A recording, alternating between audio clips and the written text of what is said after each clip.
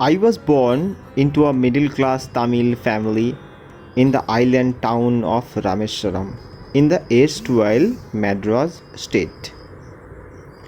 আমি জন্মেছিলাম এক মধ্যবিত্ত তামিল পরিবারে, যেটি ছিল পূর্বতন মাদ্রাজ রাজ্যের একটি ছোট্ট দ্বীপ শহর যার নাম রামেশ্বরম। মনে রাখতে হবে, ব্রিটিশ ভারতে তিনটি মূলত প্রভিন্স ছিল। একটি হচ্ছে বোম্বে প্রভিন্স, দ্বিতীয়টি হলো মাদ্রাজ প্রভিন্স এবং তৃতীয়টি আমাদের কলকাতা। তো এই মাদ্রাজ, যেটি বর্তমানে তামিলনাড়ুর অংশ, সেখানে একটি ছোট দ্বীপ শহর রয়েছে যেটি রামেশ্বরম নামে পরিচিত, আর সেখানেই আমাদের এই আব্দুল কালামের জন্ম হয়েছিল।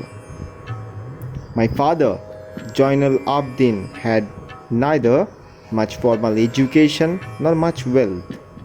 আমার বাবা জয়নুল আবেদিন, তার না ছিল পুঁথিগত শিক্ষা, মানে তিনি স্কুলে যাননি, না ছিল যথেষ্ট টাকা পয়সা বা ধন দৌলত। Despite these disadvantages, he possessed great innate wisdom and a true generosity of spirit. বাবার পুঁথিগত শিক্ষা বা ধন দৌলত না থাকলে কি হবে? এত কিছু অসুবিধা সত্ত্বেও তার ছিল গভীর অন্তর্দৃষ্টি এবং একটি সত্যিকারের আত্মিক উদারতা। তার মানে তিনি খুব উদারনৈতিক মানুষ ছিলেন এবং খুব গভীর চিন্তাভাবনা করতেন।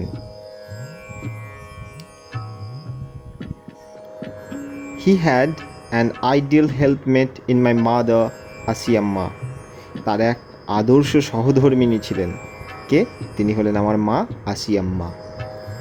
I do not recall the exact number of people she fed every day.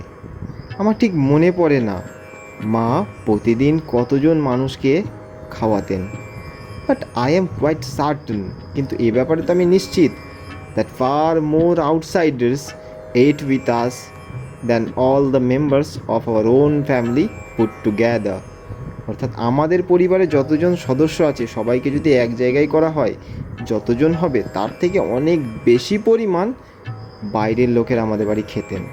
এখান থেকে আমরা আব্দুল কালামের বাবা মার উদারতার পরিচয় পাচ্ছি এবং আমরা বুঝতে পারছি যে আব্দুল কালামের বাবা মার যে রুটস, অর্থাৎ তাদের যে ভিত, সেই ভিতটি কতটা মজবুত, এবং নিশ্চয়ই সেই রুট বা সেই মূল থেকে যে গাছ তৈরি হবে সেই গাছও নিশ্চয়ই মজবুত হবে।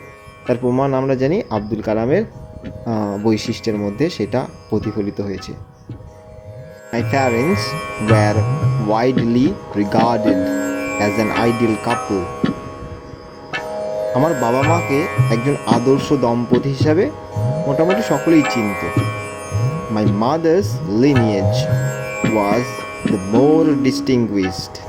এবং আমার মায়ের যে বংশটি ছিল সেটা খুব খ্যাতনামা বা বিখ্যাত ছিল। One of our forebears having been bestowed the title of Bahadur by the British. তো মায়ের বংশধরের কোনো এক ব্যক্তিকে ব্রিটিশরা বাহাদুর উপাধি দিয়েছিল, তার মানে নিশ্চয়ই খুব সাহসিকতার কোনো কাজ করেছিল। I was one of many children. আমি ছিলাম অনেকগুলি ভাই বোনের মধ্যে একটি। A short boy with rather undistinguished looks, born to tall and handsome parents. ছোটোখাটো বেঁটে পাড়া, আর আমাকে দেখে আলাদা করে চেনার মতন কিছুই ছিল না, অর্থাৎ অতি সাধারণ ছিলাম। কিন্তু আইরনি বা মজার ব্যাপারটা হলো আমার বাবা মা ছিল খুব সুন্দর এবং লম্বা চওড়া, তো তাদের সন্তান আমি এমন। অর্থাৎ এখানে আমরা একটা জিনিস লক্ষ্য করি যে আব্দুল কালামের হয়তো বাহ্যিক সৌন্দর্য ছিল না, কিন্তু তার অভ্যন্তরীণ সৌন্দর্য যে কোনো সুন্দর পুরুষকেই লজ্জায় ফেলে দিতে পারে। We lived in our ancestral house. আমরা আমাদের পৈতৃক বাড়িতে বসবাস করতাম, অর্থাৎ আমার পূর্বপুরুষের বাড়িতে, which was build in the middle of 19th century. যে বাড়িটা বানানো হয়েছিল ঊনবিংশ শতাব্দীর মাঝামাঝি সময়ে। ইট ওয়াজ আ ফেয়ারলি লার্জ পাক্কা হাউস. বাড়িটা একদম পাকা বাড়ি ছিল, মানে ইটের তৈরি, made of limestone and brick. আমরা জানি আগেকার দিনে তো আর সিমেন্টের ব্যবহার করা হতো না, তো তখন চুন সরকি অর্থাৎ চুনা পাথর তার সঙ্গে ইটের গুঁড়ো মিশিয়ে পেস্ট বানানো হতো এবং তা দিয়েই ইট গাঁথা হতো। আর সেটি ছিল কোথায়? On the mosque street in Rameswaram. রামেশ্বরমের মস্ক স্ট্রিটে আমাদের এই বাড়িটা ছিল। My austere father used to avoid all inessential comforts and luxuries. আমার বাবা ছিলেন খুব সংযমী। এই অস্টেরিটি কথাটা এসছে সংযম থেকে। তো আমার বাবা খুব সংযমের সাথে থাকতেন এবং তিনি যে কোনো রকম অপ্রয়োজনীয় আরাম বা বিলাসিতাকে তিনি বর্জন করতেন। However all necessities were provided, কিন্তু যেগুলি প্রয়োজন সেইগুলো বাবা অবশ্যই দিতেন। যেমন হচ্ছে in terms of food, medicine or clothing, অর্থাৎ খাবার দাবার, ওষুধপত্র বা জামা কাপড়ের কিন্তু অভাব ছিল না। ইনফ্যাক্ট সত্যি বলতে গেলে আই উড সে, আমি বলবো, mine was a very secure childhood, অর্থাৎ আমার শৈশবটা ছিল খুব সুরক্ষিত, মেটেরিয়ালি বস্তুগতভাবে অ্যান্ড ইমোশনালি এবং আবেগগত দিক থেকে। অর্থাৎ বস্তুগত দিক থেকে বলতে আব্দুল কালামের কোনো কিছু অভাব ছিল না অ্যাকচুয়ালি। এমন নয় যে তাকে না চাইতেই সব কিছু দিয়ে দিতেন, তাও নয়, কিন্তু যেগুলো প্রয়োজনীয় জিনিস সেইগুলোর অভাব কোনো দিন তার বাবা তাকে বুঝতে দেয়নি। আর ইমোশনালি মিন্স হচ্ছে অনেক সময় দেখা যায় অনেক বড় লোকের ছেলে, তো তাদের দেখভাল করার জন্য তাদের বাবা মা তাদের কাছে থাকে না, তারা তাহলে কী হলো, তারা ইমোশনালি ডিপ্রাইভড হলো। তো আব্দুল কালামের বাবা কিন্তু সবসময় ছেলে মেয়েদের খেয়াল রাখতেন। তো সেই হিসাবে তারা কিন্তু মেন্টালি বা ইমোশনালি খুব সিকিওর ফিল করতো যে আমার উপরে একজন গার্ডিয়ান আছে যে আমাকে সবসময় আমার দেখভাল করছে, সেই ব্যাপারটা ছিল। I normally ate with my mother, আমি সাধারণত মায়ের সাথেই খেতে বসতাম। Sitting on the floor of the kitchen, রান্নাঘরের মেঝেতে বসেই খেতাম। She would place a banana leaf before me, আর মা আমার সামনে একটি কলা পাতা পেতে দিতেন। On which she then ladled rice and aromatic sambar, আর তারপরে তাতে তিনি ভাত এবং সুগন্ধি সম্বর ডাল ঢেলে দিতেন। আর তার সাথে থাকতো a variety of sharp homemade pickle, মানে বাড়িতে তৈরি সুস্বাদু আচার, and a dollop of fresh coconut chutney, আর বেশ কিছুটা নারকেলের চাটনি।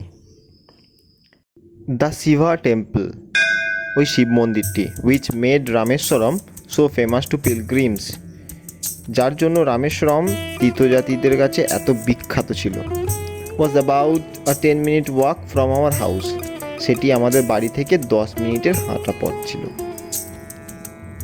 Hour locality was predominantly Muslims, আমাদের এলাকাটি ছিল মুসলিম প্রধান, but there were quite a lot of Hindu families too, কিন্তু সেখানে বেশ কিছু হিন্দু পরিবারও বসবাস করত।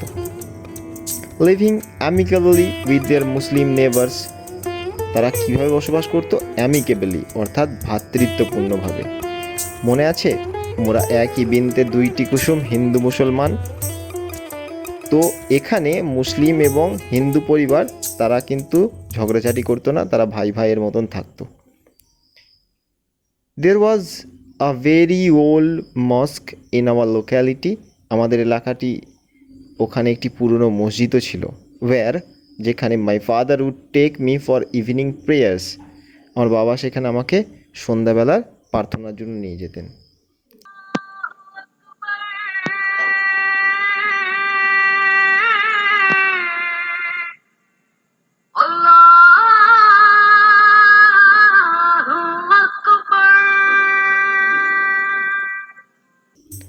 I hadn't the faintest idea of the meaning of the Arabic prayer chanted. আরবি ভাষায় যে প্রার্থনার মন্ত্রগুলি উচ্চারণ করতাম তাদের যে কী অর্থ সে সম্পর্কে আমার ক্ষীণতর ধারণা ছিল না, মানে আমি বুঝতেই পারতাম না অ্যাকচুয়ালি ওগুলোর মানে কি। But I was totally convinced that they reach God, কিন্তু এ ব্যাপারে আমি নিশ্চিত ছিলাম যে আমি যা মন্ত্র পড়ি সেই মন্ত্রগুলো ভগবানের কাছে অবশ্যই পৌঁছায়। When my father came out of the mosque after the prayer, প্রার্থনা হয়ে যাওয়ার পর বাবা যখন মসজিদ থেকে বেরিয়ে আসতেন, পিপল অফ ডিফারেন্ট রিলিজিয়ান্স, বিভিন্ন ধর্মের মানুষেরা would be sitting outside waiting for him, তারা বাইরে তার জন্য অপেক্ষা করতেন।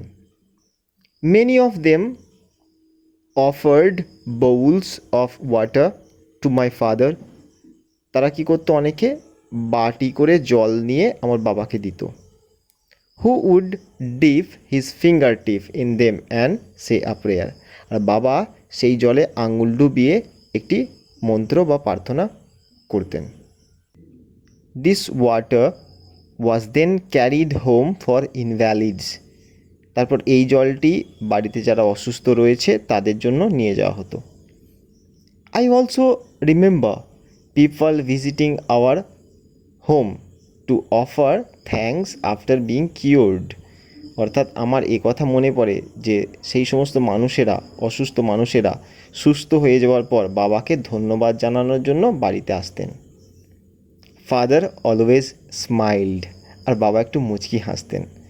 And asked them to thank Allah the merciful, তিনি বলতেন আমাকে ধন্যবাদ জানাতে হবে না, ক্ষমা করার মালিক তো আল্লাহ, যিনি হচ্ছেন মার্সিফুল, অর্থাৎ তিনি হচ্ছেন পরম ক্ষমাশীল, ধন্যবাদ দিতে হলে তাকে দিন।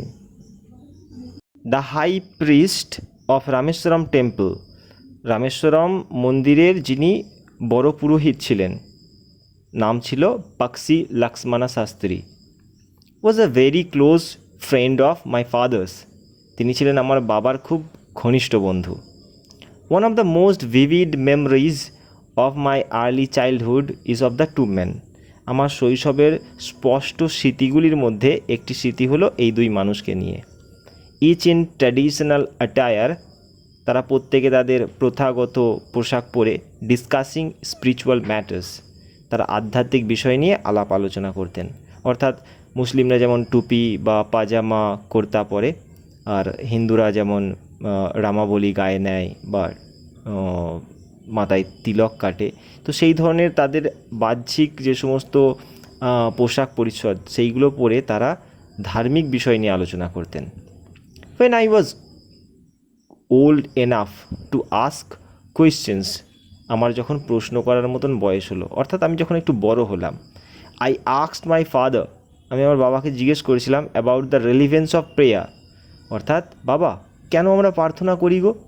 মাই father told me there was nothing mysterious about prayer, অর্থাৎ প্রার্থনার মধ্যে কোনো রহস্য বা জটিল কোনো ব্যাপার কিছু নেই লুকিয়ে থাকা। Rather, বরং prayer made possible a communion of spirit between people, অর্থাৎ এই প্রার্থনার মাধ্যমে মানুষের আত্মার সাথে আরেকজনের আত্মার মিলন ঘটে, একটা কমিউনিয়ন ঘটে। ওয়েন ইউ প্রে, অর্থাৎ তুমি যখন প্রার্থনা করবে, হি সেড, বাবা বললেন, ইউ ট্রান্সেন্ড ইউর বডি, তখন তুমি তোমার শরীরকে রূপান্তরিত করবে। And become a part of the cosmos, তখন তুমি এই বিশ্ব ব্রহ্মাণ্ডের একটি অংশ হয়ে উঠবে। Which knows no division of wealth, age, caste or creed, যখন বিশ্বব্রহ্মাণ্ড অর্থাৎ এই ঈশ্বরের অংশ হয়ে উঠবে, তখন তোমার সম্পদের দরকার হবে না, তোমার বয়সের কোনো লিমিট থাকবে না, তুমি জাতপাতের বিভাজনও জানবে না, এই সমস্ত জিনিসগুলোর ঊর্ধ্বে তুমি চলে যাবে। Father could convey complex spiritual concepts in very simple down to earth Tamil, আমার বাবা জটিল আধ্যাত্মিক তত্ত্বগুলিকে খুব সহজবোধ্য তামিল ভাষায় ব্যাখ্যা করতে পারতেন। হি ওয়ান্স টোল্ড মি, বাবা একবার আমায় বলেছিলেন, ইন হিজ ওন টাইম, তার নিজের সময়ে, ইন হিজ ওন প্লেস, তার নিজের জায়গায়, in what he really is, তিনি সত্যি সত্যি রয়েছেন, and in the stage he has reached, এবং যে অবস্থায় বা যে জায়গায় তিনি পৌঁছেছেন, গুড অর ব্যাড, সেটা ভালো হোক বা মন্দ। Every human being is a specific element within the whole of the manifested divine being, আমাদের মনে রাখতে হবে ভগবান হচ্ছে এমন একটি পরমাত্মা যাকে দেখা যায় না, কিন্তু আমরা হলাম সেই পরমাত্মার ক্ষুদ্র ক্ষুদ্র অংশ, মানে স্পেসিফিক এলিমেন্টস। তো সেই অংশগুলো অ্যাকচুয়ালি ম্যানিফেস্ট করা হয়েছে, অর্থাৎ দৃশ্যমান। অর্থাৎ ভগবানের পরমাত্মাকে দেখা যায় না, কিন্তু তার সেই পরমাত্মার ক্ষুদ্র অংশ, অর্থাৎ ক্ষুদ্র ভার্সন, যারা হলো এই আমাদের মতন মানুষ, তাদের খালি কিন্তু দেখা যায়। তার মানে আমরা হলাম ভগবানেরই অংশ। So why be afraid of difficulties, sufferings and problems? তাহলে কেন ভয় পাবে ডিফিকাল্টিতে, সাফারিং, কষ্টতে বা প্রবলেম, সমস্যাতে? অর্থাৎ আমাদের মধ্যে যদি ভগবানের সত্তা থাকে, তাহলে আমরা এই সমস্ত তুচ্ছ ব্যাপারগুলোতে কেন ভয় পাবো? ওয়েন ট্রাবলস কাম, যখন সমস্যা আসে, try to understand the relevance of your sufferings. তোমার কষ্টের কারণটা বোঝার চেষ্টা করো। Adversity always presents opportunity for introspection. Adversity অর্থাৎ প্রতিকূলতা, জীবনে অনেক সময় ঘাত প্রতিঘাত, অনেক ব্যর্থতা আসতে পারে। তো মনে রাখতে হবে ডারকে আগে জিত হ্যায়। অর্থাৎ যখন আমাদের জীবনে একটা কষ্ট আসে, এই কষ্টটা আমাদের নিজেদের ভাবতে সাহায্য করে, অর্থাৎ ইন্ট্রোস্পেকশন করতে সাহায্য করে। অর্থাৎ আমি আমার নিজের আত্মা, আমার সত্তা, আমার কোথায় খামতি রয়েছে, একমাত্র তখনই বুঝতে পারি যদি জীবনে কোনো দিন ব্যর্থতার সম্মুখীন হই। Why don't you say this to the people who come to you for help and advice? আচ্ছা বাবা, যে মানুষেরা আপনার কাছে সাহায্যের জন্য আসে, তাদের এই সমস্ত উপদেশ কেন দেন না? তাদের খালি এই কথা কেন বলেন না? I asked my father. বাবাকে আমি প্রশ্নটা করেই ফেললাম। He put his hands on my shoulders. তিনি তার হাতগুলো আমার কাঁধের ওপর রাখলেন। And looked straight into my eyes. আর সোজা আমার চোখের দিকে তাকালেন। For quite some time he said nothing. বেশ কয়েক মুহূর্ত বাবা কোনো কথাই বললেন না। অ্যাজ ইফ, যেন হি ওয়াজ জাজিং my capacity to comprehend his words. তিনি বিচার করে দেখছেন যে তার কথাগুলো বোঝার মতো ক্ষমতা আমার আছে কি না।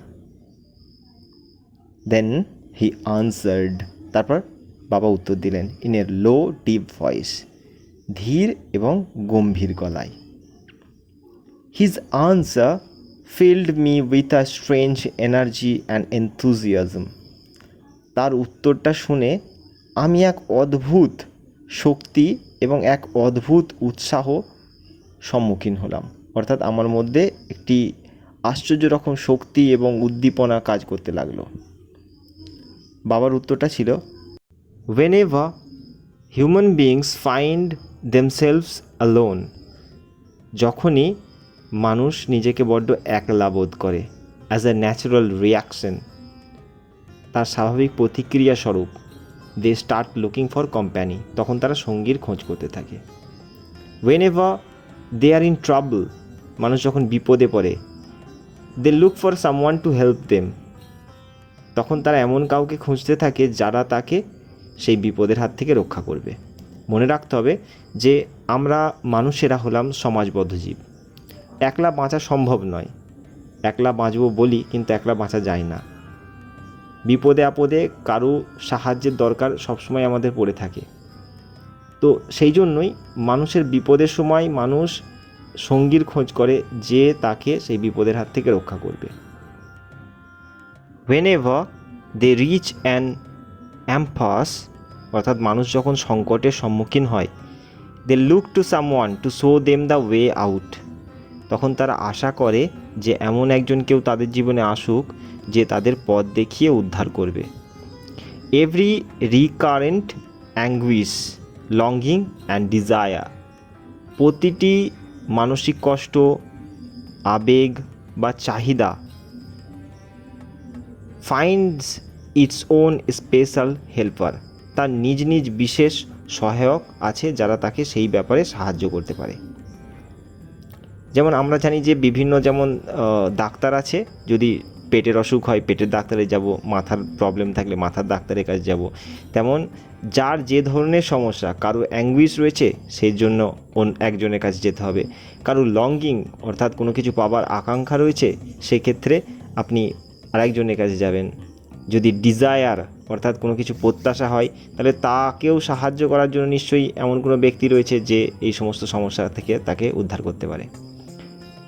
For the people who come to me in distress, সেই মানুষগুলি যারা আমার কাছে বিপদে পড়ে আসে। আই অ্যাম বাট আ গো, আমি না চাইতেও আমাকে যেতে বাধ্য হতে হয়। In their efforts to propitiate demonic forces with prayer and offerings. অর্থাৎ আমরা অনেক সময় দেখি না যে মানুষকে ভূতে ধরে বা মানুষকে কোনো খারাপ অশুভ শক্তির সে কবজা করে নিয়েছে। তো সেই যে অশুভ শক্তি তাকে তো প্রফিসিয়েট করতে হবে, অর্থাৎ তাকে শান্ত করতে হবে। তো কিভাবে শান্ত করব? প্রেয়ার্স অ্যান্ড অফারিংস দিয়ে প্রার্থনা করব আর কিছু আহুতি দেব।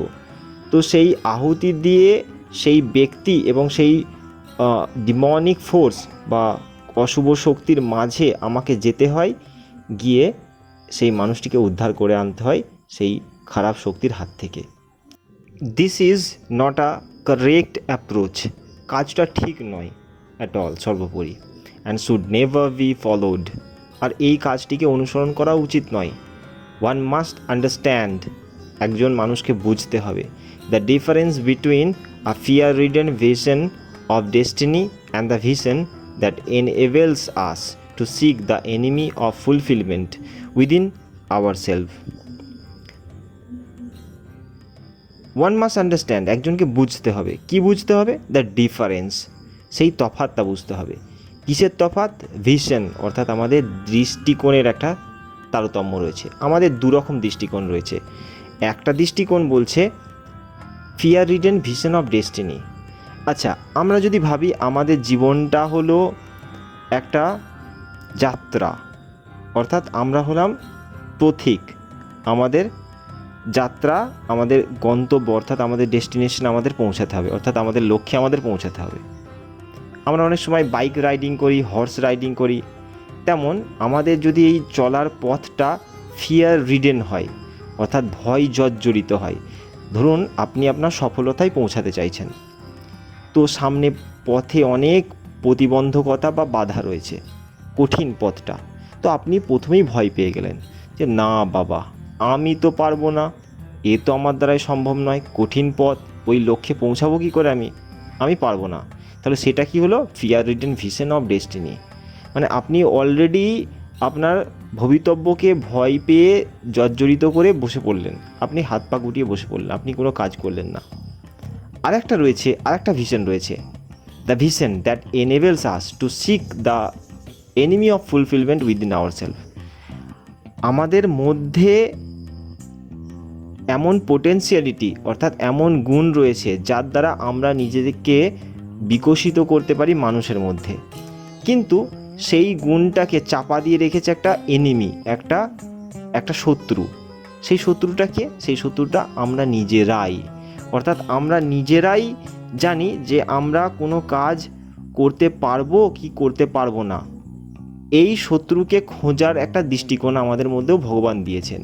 অর্থাৎ আমার যদি সেই দূরদৃষ্টি থাকে যে আমি কেন পারবো না, অবশ্যই পারবো, আমার যা শক্তি রয়েছে, আমার যা মনোবল রয়েছে, তা দিয়ে আমি আমার লক্ষ্যে অবশ্যই পৌঁছাবো, তাহলে সেই দৃষ্টিকোণটার মাধ্যমে আপনি আপনার সফলতা পেতে পারেন। তাহলে দৃষ্টিকোণ দুটো রয়েছে। একটা দৃষ্টিকোণ আপনি অলরেডি আপনাকে ভয় দেখিয়ে আপনাকে বসিয়ে দিচ্ছে, আর দ্বিতীয় দৃষ্টিকোণ আপনার নিজের মধ্যে থাকা আপনার সফলতার শত্রু, যা কিনা আমাদের নিজেদের মনই। তো সেই মনকে দমিয়ে আমরা আমাদের কাজটি করতে পারি।